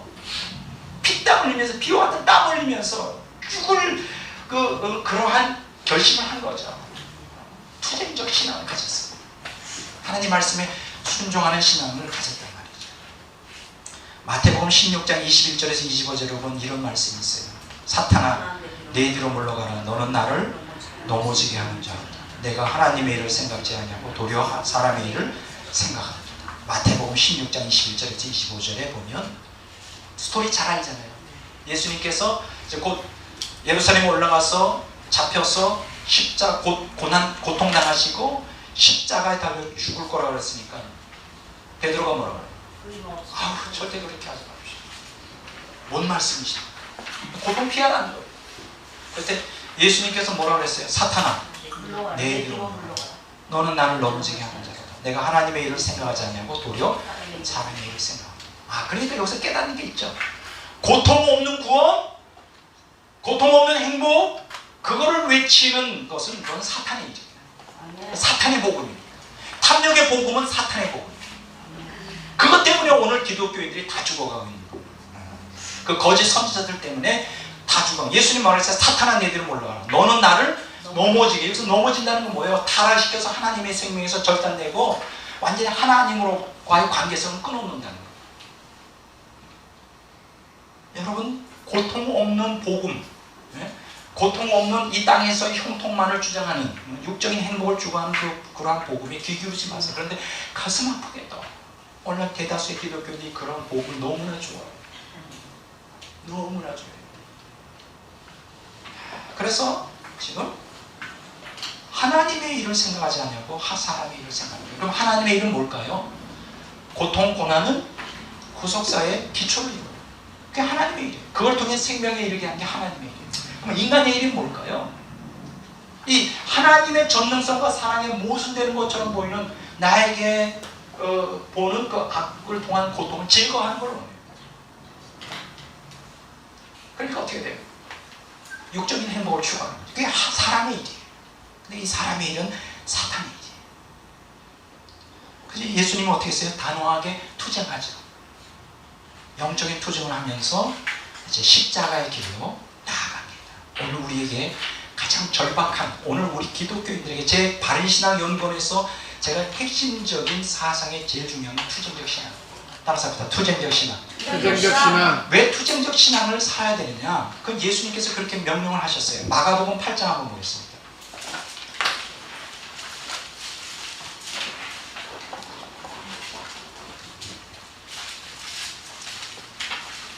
자, 마가복음 8장 31절에서 38절 우리 다 같이 읽겠습니다. 자, 빨리 읽겠어요. 시간이 없으니까. 인자가 많은 고난을 받고 장로들과 대제사장들과 서기관들에게 버림받아 죽임을 당하고 그 사흘 만에 살아나야 할 것을 비로소 그들에게 가르치시되 드러내내고 이 말씀을 하시니 베드로가 예수를 붙들고 항변하며 예수께서 돌이켜서 제자들을 보시며 베드로를 꾸짖어 이르시되 사탄아 내 뒤로 물러가라. 내가 하나님의 일을 생각하지 아니하고 도리어 사람의 일을 생각하도다 하시고 무리와 제자들을 불러 이르되 누구든지 나를 따라오려거든 자기를 부인하고 자기 십자가를 지고 나를 따를 것이니라. 누구든지 자기 목숨을 구하고자 하면 잃을 것이요 누구든지 나와 복음을 위하여 자기 목숨을 잃으면 구원하리라. 사람이 만일 온천한 얻고도 자기 목숨을 잃으면 무엇이 유익하리요? 사람이 무엇을 주고 자기 목숨과 바꾸겠느냐? 누구든지 이 음란하고 죄 많은 세대에서 나와 내 말을 부끄러워하면 인자도 아버지의 영광으로 거룩한 천사들과 함께 올 때에 그 사람을 부끄러워하리라. 너무나 중요한 얘기죠. 여러분들이 잘 아시는 대로 마가복음 8장 31절에서 자 34절까지 보면 예수님의 십자가 죽음과 또 베드로를 책망하는 내용이 나오죠. 그 다음에 하신 얘기가 아주 중요합니다. 그 다음 구절이 중요해요. 34절에 보면 무리와 제자들을 불러 이르되 누구든지 나를 따라오려고 자기를 부인하고 자기 십자가를 지고 나를 따를 것이니라. 바로 이겁니다. 오늘 개신교도들에게 절실하게 필요하고 잘못 오해하고 있는 건 뭐냐? 예수님이 십자가의 고난 다음으로 다 끝났다는 거예요. 구속사역이 완성되고 우리는 그냥 믿기만 하면 된다는 거예요. 우리는 2000년 전에 예수님이 이루신 이 구속사를 그냥 믿기만 하면 무슨 영적 투쟁이 필요하냐? 그거는 행위 구원이고 율법의 행위고 우리는 그거는 행위로 구원받는 게 아니라 믿음으로 순수한 믿음으로 예수님이 이루어놓으신 속죄 사역을 믿기만 하면 완성이 된다. 구원이. 그거는 성경을 반쪽밖에 모릅니다. 여기 보세요. 예수님은 그 다음에 뭐라고 그랬습니까? 그냥 믿기만 하라고 그랬어요? 아니에요. 34절에 무리와 제자들을 불러 이르되 누구든지 나를 따라오고 자기를 부인하고 자기 십자가를 지고 나를 쫓으라. 그게 뭐예요? 예수님이 생명을 우리에게 주기 위하여 고난의 길을 가셨어요. 죽음의 길. 부활을 얻기 위하여, 그렇죠? 부활을 얻기 위해서 죽음을 택했다고 해요.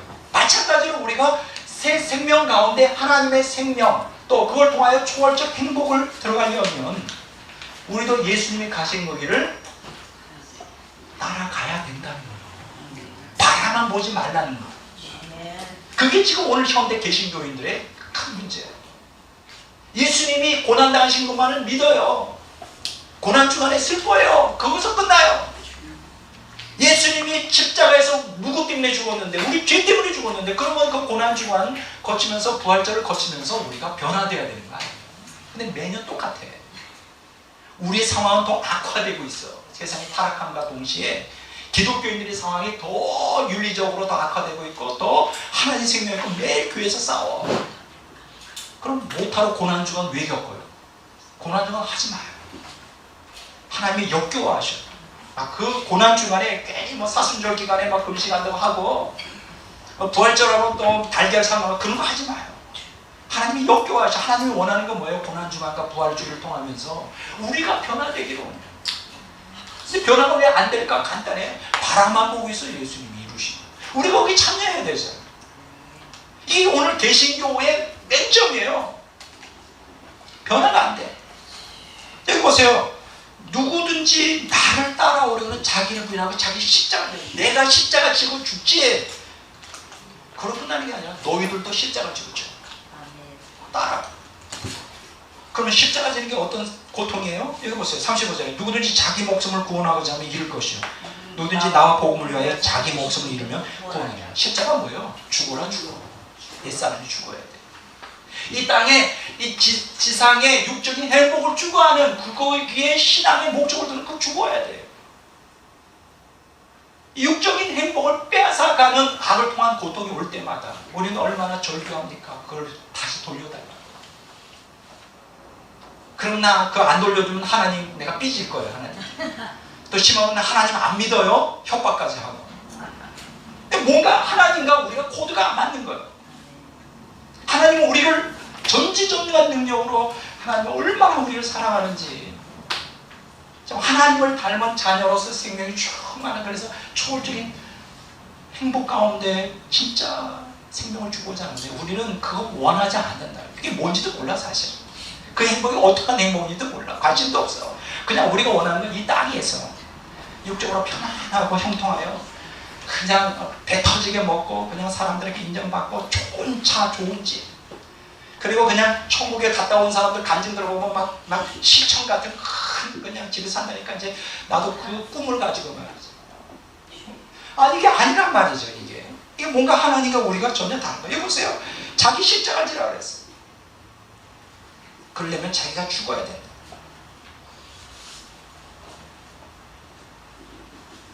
지금 오늘 우리가 중요한 것은 예수님이 가신 거는 우리가 가야 될 동일한 길이에요.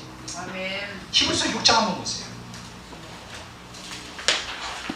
7절에서 9절까지.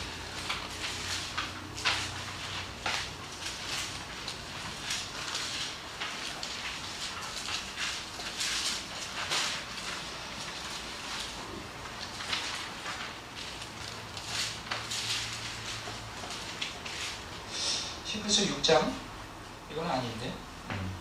자, 히브리서 13장 12절에서 13절 보겠습니다. 히브리서 13장 12절에서 13절 다 같이 읽어보겠습니다. 그러므로 예수도 자기의 피로써 백성을 거룩하게 하려고 성문 밖에서 고난을 받으셨느니라. 그런즉 우리도 그의 치욕을 짊어지고 영문 밖으로 그에게 나아가자. 이게 뭘까요? 예수님이 왜 고난당하셨어요? 우리 백성을 거룩하게, 거룩을 통한 생명이죠. 생명을 얻게 하기 위해서.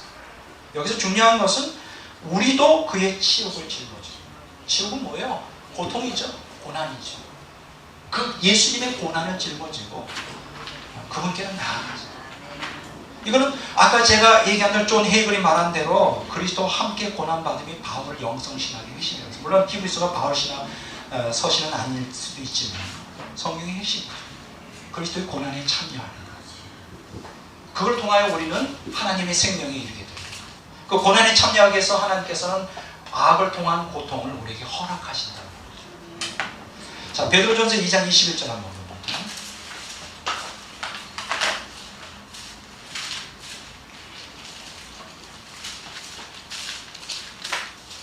자, 다 같이 읽어보겠습니다. 베드로전서 2장 21절. 이를 위하여 너희가 부르심을 받았으니 그리스도도 너희를 위하여 고난을 받으사 너희에게 본을 끼쳐 그 자체를 따라오게 하려 하시느니라. 자, 여기 보세요. 이를 위하여 너희가 부름을 받았다. 여기서 이는 뭘까요? 고난을 받고 그 고난 가운데 참는 거예요. 그 앞에 구절에. 그렇죠? 선을 행함으로 고난을 받고 참는 거예요. 선을 행함으로 고난을 받고 참는 거. 이를 위해서 뭐 어떻게 했다고요? 우리를 부르셨어요. 왜 불렀을까? 우리를 구원하기 위해서. 구원의 목적이 뭐예요? 생명을 주기 위해서. 그러니까 생명을 얻게 하기 위해 우리를 부르셨는데, 생명을 얻으려면 어떻게 되느냐? 선을 행함으로 고난을 받고 그 가운데 인내하는 거예요. 그러면서 여기서 중요한 얘기를 합니다. 그리스도도 너희를 위하여 고난을 받으사 너희에게 본을 끼쳐 그 자취를 따라오게 하려 하셨다. 예수님의 그 속죄의 희생, 그 고난, 또 십자가에서 죽으심의 그 과정에서 겪은, 또 그거를 겪기 위하여 너무나 고통스럽지만 그것을 짊어져야 된다는 그 예수님의 영적 투쟁, 고난을 피하지 않고 그것을 아버지의 뜻 안에서 받아들이고 우리에게 생명을 주기 위하여서 그 길, 죽음의 길을 가신 그 고난의 투쟁은 우리에게 그대로 적용이 돼야 돼요. 본을? 그럼 여기서 말하는 본이 뭐예요? 고난을 받아서 너에게 본을 끼쳐 그 자체를 따라 고난을 받는 삶. 모든 교부들 깊은 영성을 갖고 있는 성도들은 고난을 갈망했어요. 근데 저는 죽었다 깨어나도 그건 쉽지 않아요. 그 얘기 뭐냐? 나는 교부들처럼 그 수준에 이르지 못할 것 같아요. 여러분은 어떠세요? 이렇게 가만 계시네요. 고난을 환영하세요? 갈망하세요? 어떤 사람은 이런 교부들은 이런 얘기해요. 고난에 대하여 왜 하나님 나에게 이렇게 평탄하게 모든 게 다 형통하게 허락하셔요. 나 그거 싫어요. 나에게 고난 주셔요. 하나님 나 버리셨어요? 이 사람들은 어떻게 생각하느냐? 고통이 없으면 하나님이 자기를 버렸다고 생각을 해요. 근데 그게 놀라운 게 뭐냐면 이 사람들은 고통을 통하여 하나님의 생명이 점점 그들을 장악하는 걸 경험하거든요. 근데 모든 환경이 형통하면 그 고통이 없잖아요. 고통이 없으면 하나님의 생명 그 안에 확장이 안 되잖아요. 그러니까 오히려 우리는 고통이 오면 왜 하나님 날 버리셨어요? 이러는데 깊은 영성을 갖고 있는 교우들은 뭐냐면 고통이 없으면 왜 하나님 날 버리셨어요? 이 차원이 달라요. 근데 지금 현재로서 내가 아주 솔직한 얘기예요. 지금 현재로서 저는 교우들 신앙은 제가 100% 따라가기 힘들 것 같아요. 한 가지는 노력하려고 해요. 황당한 고난을 당할 때 이제 오늘 제가 강의하는 대로 그냥 감사하고 근데 여기 이따가 나중에 나오니 기뻐하고 그 기뻐하는 게 어렵지 않아요. 쉽지 않아요. 속은 막 뒤집어지고 울려고 막 겉으로 웃어. 그건 아닌 것 같아요. 근데 하여간은 이게 차원이 달라요. 차원이 다릅니다. 자 보세요. 예수님께서 뭐라 그랬어요? 베드로 전서 2장 21절에 예수님의 속죄 사역을 그냥 객관적으로 믿는 취미에만 매달리지 말고 성화되기 위하여 생명 거룩에 참여하기 위해서 그리스도의 고난을 본받는 사람. 그럼 예수님께서 어떻게 했을까요? 하나님의 사랑, 아버지요. 아버지께 모든 가능합니다. 하나님의 전능성을 믿었고요. 그리고 앞에 있는 그 십자가의 고난을 통해서 신이 고통스러워했죠. 죽게 되었다고. 가능하면 이 장을 옮겨달라고. 그러다가 막 자기 안에 갈등이 생길 거 아니에요. 그러다가 예수님이 투쟁하죠. 내 뜻대로 마옵시고 아버지 뜻대로 하소서. 사탄아 내 뒤로 물러가라. 뭐 이런 얘기를 하시면서 투쟁에서 승리하셨어요. 오늘 이것은 우리에게 뭘 얘기해 주느냐? 구속사가 투쟁적 신앙을 통해 시작되고 진행되고 완성된다. 한번 좀 잠깐 보겠습니다. 창세기 3장 15절을 봅니다.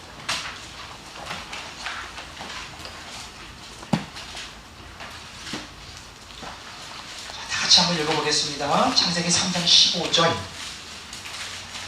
이 창세기 3장 15절을 우리는 신학자들이 뭐라고 말하느냐? 원시복음이라고. 원시복음. 기억해 두시기 바랍니다. 다 같이 읽어보겠습니다. 내가 너로 여자와 원수가 되게 하고 내 후손도 여자의 후손과 원수가 되게 하리니 여자의 후손은 내 머리를 상하게 할 것이요 너는 그의 발꿈치를 상하게 할 것이다. 이 최초의 복음이 창세기 3장 15절에 기록되어 있죠. 근데 놀라운 것은 이걸 복음이라고 말하는데 우리가 복음하면 기쁜 소식 아닙니까? 우리는 딱 복음하면 기쁜 소식 뭐가 딱 꽂히느냐? 우리의 관점은 뭐냐? 무한사가 형통하여 우리 땅에서 육적인 행복으로 사는 것이 복음이라고 우리는 자동적으로 육적으로 해석해요. 근데 그렇게 우리가 기쁜 소식, 뭐가 기쁜 소식이에요? 길거리 가다가 10,000원짜리 몇 개 떨어져 있으면 기쁜 소식이잖아요. 여러분들은 수준이 높구나. 나는 그래요. 나는 10,000원짜리 하나 딱 떨어지면 굉장히 누가 보나 달려가서 죄송합니다. 제가 수준이 그거밖에 안 돼요. 성경에서 말하는 기쁜 소식이 도대체 뭐예요? 로또라도 좀 되면 기쁜 소식이죠?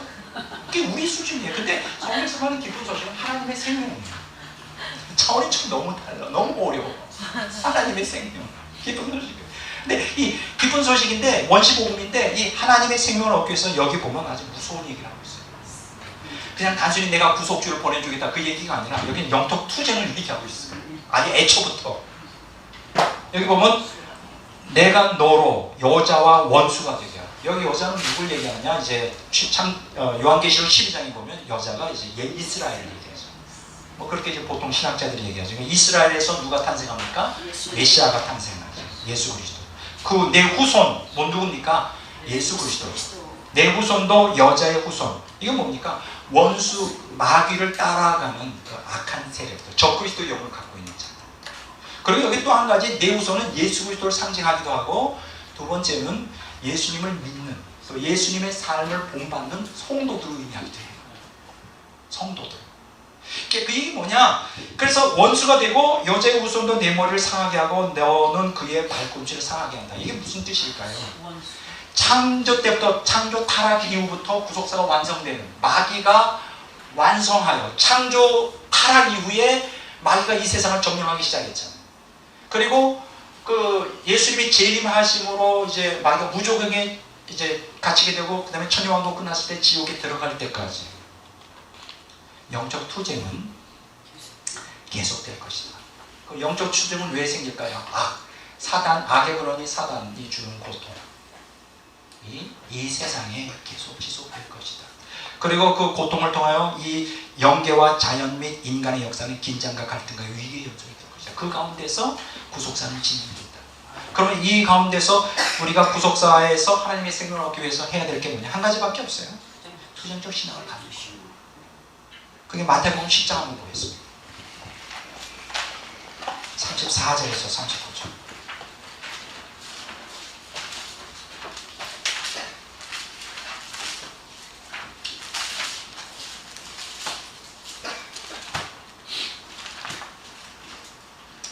마태복음 10장 34절에서 39절을 한번 다 같이 읽어보겠습니다. 내가 세상에 화평을 주러 온 줄로 생각하지 말라. 화평이 아니라 공주로 왔노라. 내가 온 곳은 사람이 그 아버지와 딸이 어머니와 며느리와 시어머니와 불화하게 하려 하니 사람의 원수가 자기 집안 식구리라. 아버지나 어머니를 나보다 더 사랑하는 자는 내게 합당하지 아니하고 아들이나 딸을 나보다 더 사랑하는 자도 내게 합당하지 아니하고 또 자기 십자가를 지고 나를 따르지 않는 자도 내게 합당하지 아니하니라. 자기 목숨을 얻는 자는 잃을 것이요 나를 위하여 자기 목숨을 잃는 자는 얻으리라. 자 보세요. 아까 마가복음 8장 31절에 38절의 말씀하고 같이 맞물리죠. 그렇죠? 38절 39절에 마가복음 8장 31절 38절 나오잖아요. 그렇죠? 자기 십자가를 지고 나를 따르라. 그리고 자기 목숨을 구하는 자는 잃을 것이요 잃으려는 자는 얻으리라. 그러면 여기서 십자가를 지고 나를 따른다. 예수님을 십자가를 지고 예수님의 본을 통하여 고난의 삶을 산다는 게 뭘까요? 영적 투쟁이에요.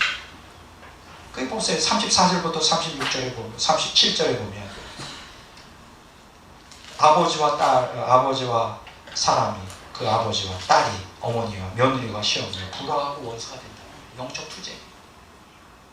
그러면서 여기서 중요한 한 얘기 있죠. 37절에 아버지나 어머니를 나보다 더 사랑하는 자는 내게 합당하지 않다.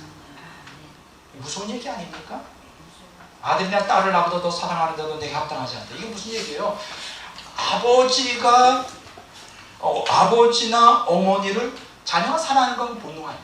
당연한 거예요. 이건 나쁜 거 아니죠. 그러나 아들이나 딸을 부모가 사랑하는 건 나쁘지 않아요. 근데 중요한 것은 그 육적인 차원에서의 본능에서의 사랑이 머물러 있으면 결국 뭘 얻을 수 없어요? 하나님의 생명을 얻는 게 얻을 수가 없어요. 부모가 자식을 사랑하지 말라는 거 아니에요. 우선권을 어디다 둬야 되냐? 하나님의 사랑 안에서 사랑해야 돼요. 하나님의 사랑 안에서. 그런데 문제가 되는 게 뭐냐? 예수를 믿어서 그냥 육적인 행복, 자녀가 잘 되고 뭐 부모 자식 간에 막 형통하고 자녀들이 직장도 좋은 데 갔고 뭐 이런데 우리의 그 기독교 신앙의 목표를 두면 이건 너무나 기독교 신앙은 저급한 거예요. 다른 거 타종되고 다른 게 하나도 없어요. 이건 굉장히 심각한 것입니다. 영적 투쟁에 대하여 예수님의 복음, 아까 제가 창세기 3장 15절의 복음, 원시 복음이 영적 투쟁적 신앙을 촉발한다고 했죠. 마태복음 10장 34절 39절에서 예수님이 하신 이 가족 가운데 이 불화가 생기고 원수가 된다. 그건 영적 투쟁이에요. 복음이 임할 때 하나님의 생명을 추구하는 사람과 육적인 행복을 추구하는 사람 사이에 쫙 갈라지는 역사가 있는 거예요. 영적 투쟁. 그리고 이 영적 투쟁이 절정을 이루는 게 어디죠? 그게 요한계시록 12장입니다. 한번 잠깐 보겠습니다. 신구약 성경 전체 구속사가 전부가 영적 투쟁을 통하여 진행된다는 것을 적나라하게 드러내는 아주 결정적인 곳이 어디냐? 요한계시록 12장. 다 읽지는 않습니다.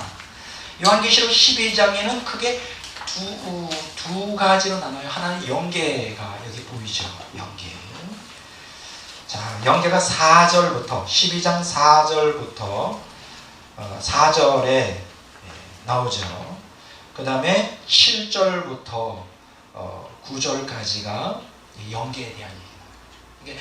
천사가 루시퍼가 사단이 어떻게 타락하고 그를 추종하는 천사들과 어떻게 하나님을 반역해 하늘에 전쟁이 있었는가.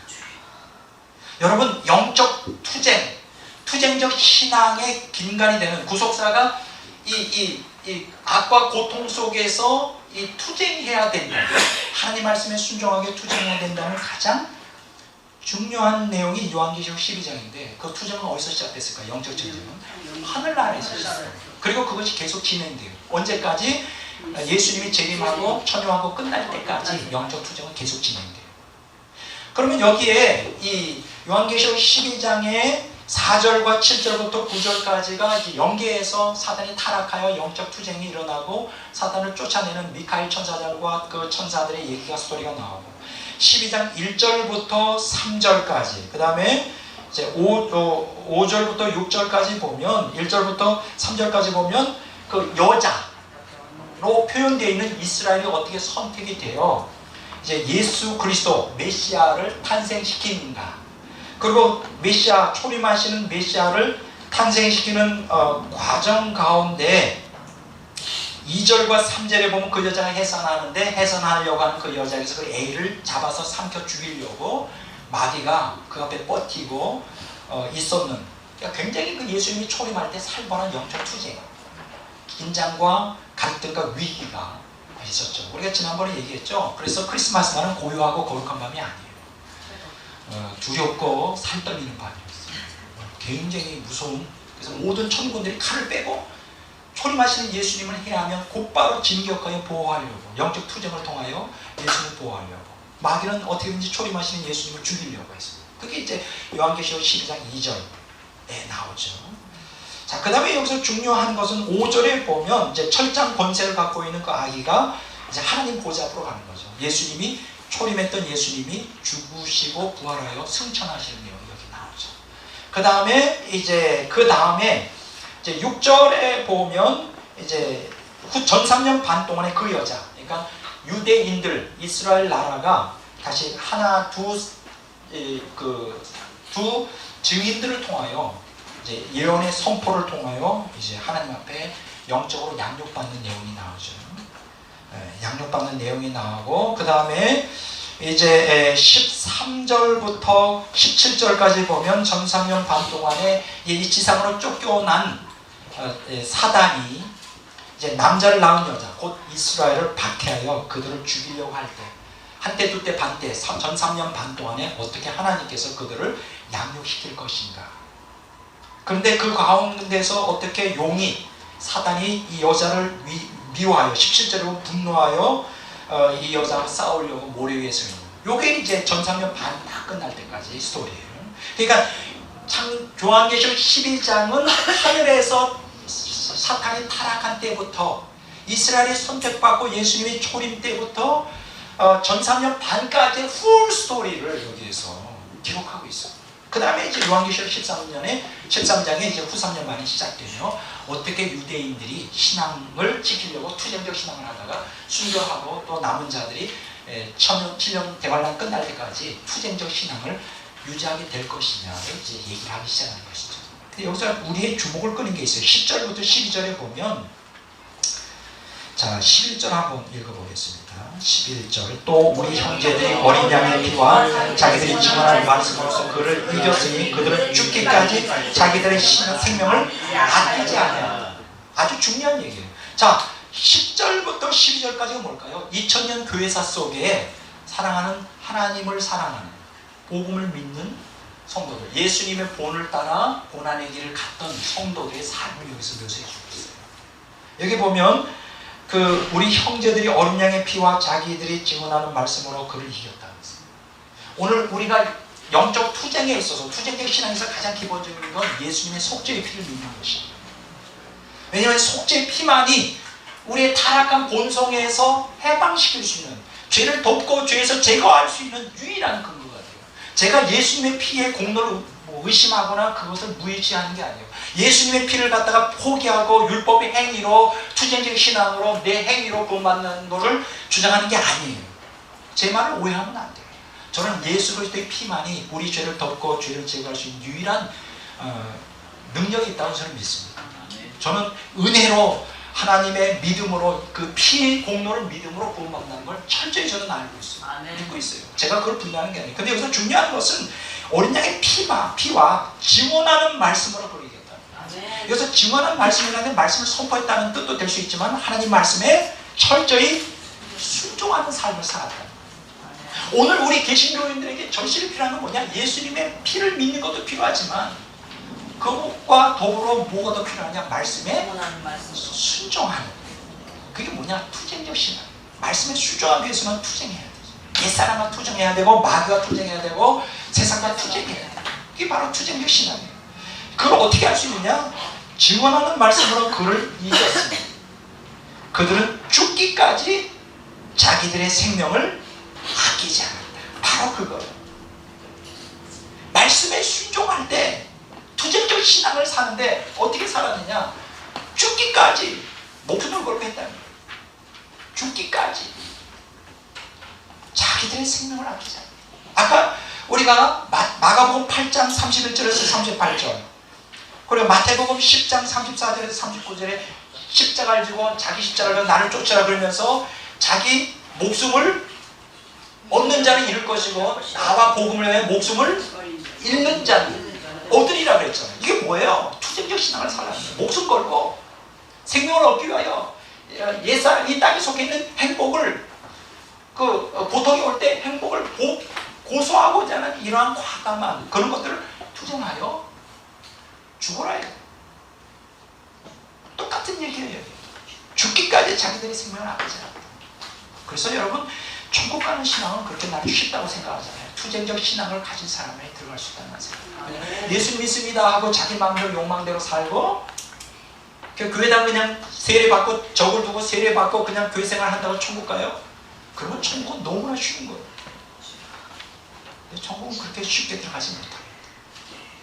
제가 연구원에 이 시대에 주신 사명은 뭐냐?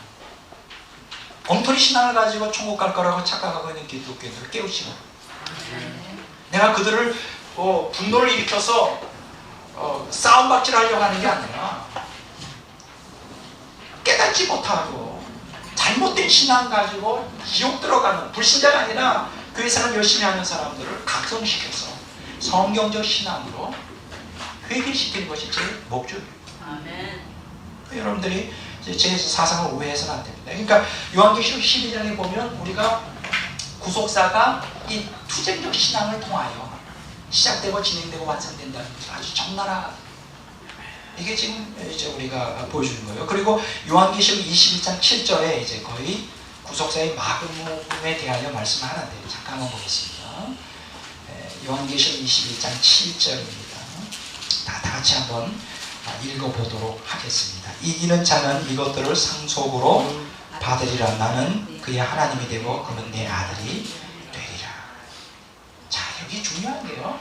하나님께서 구속사를 완성하며 요한계시록 21장 1절부터 보면 새하늘과 새 땅이 임하고 이제 구속사가 완성되는 내용을 표현해 주면서 이제 그걸 총정리하면서 다시 복습하고 총정리하잖아요.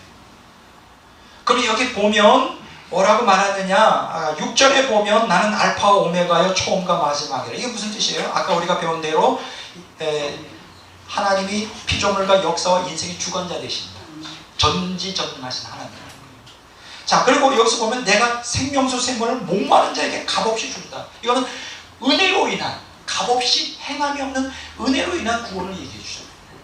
근데 여기서 중요한 게 뭐냐? 값없이 생명수 샘물을 얻기 위해서는 단서가 붙어요. 7절이에요.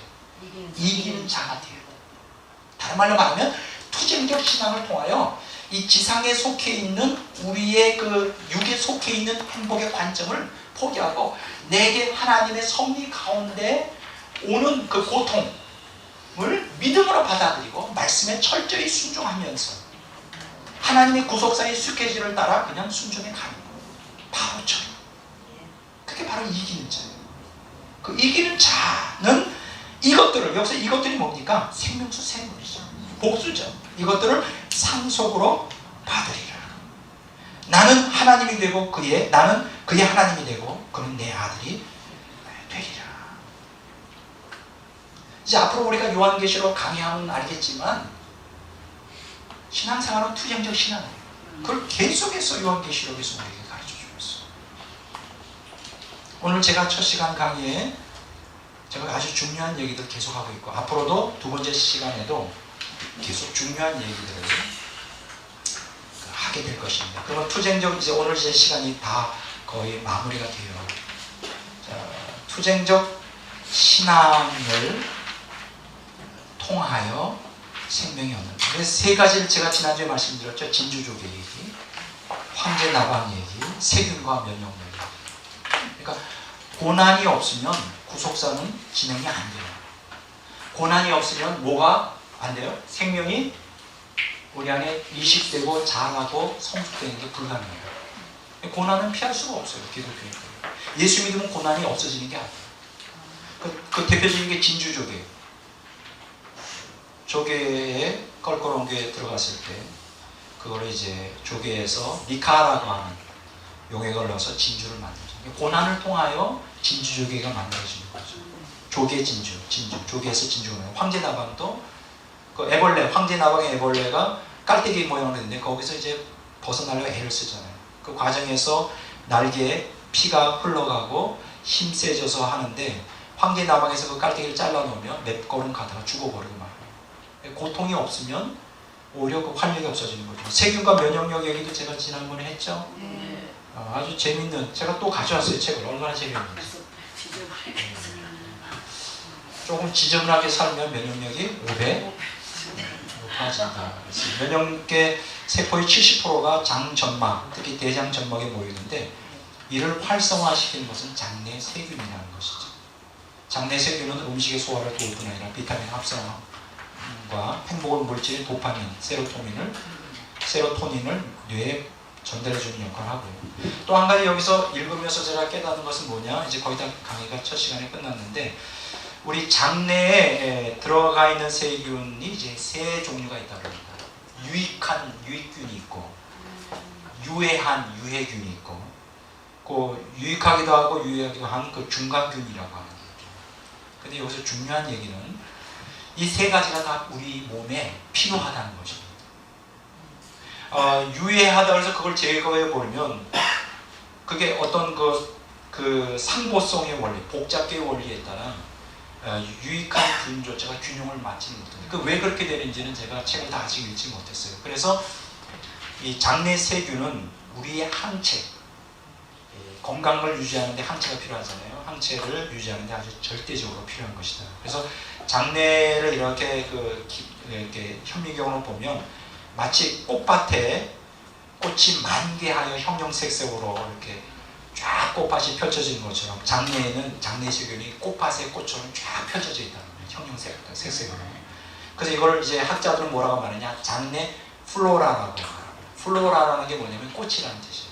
장내 플로라. 따라서 할까요? 장내 플로라. 장내 플로라. 그것이 현미경으로 보면 너무나 아름답다.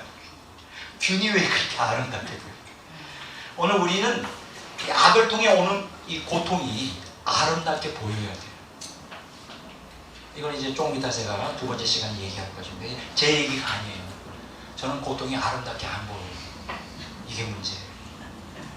제 눈에 고통이 아름답게 보이는 순간 저는 많이 성숙합니다.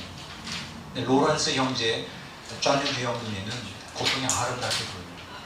그 얘기는 제가 두 번째 시간에 하겠습니다. 그래서 장내 플로라 재밌잖아요. 우리 장내는 그 세균들이 득실거리는데 꽃밭에 꽃처럼 아름답게, 그것이 우리 건강을 유지해 주는 거예요. 그래서 우리의 이성으로는 이해할 수 없는 많은 일들이 있다 할지라도 구속사를 진행하고 있는 사람한테 악을 통한 고통을 허락하시고 그 가운데서 우리가 투쟁적 신앙을 갖기를 원합니다. 우리 잠깐 기도하겠습니다. 하나님 아버지,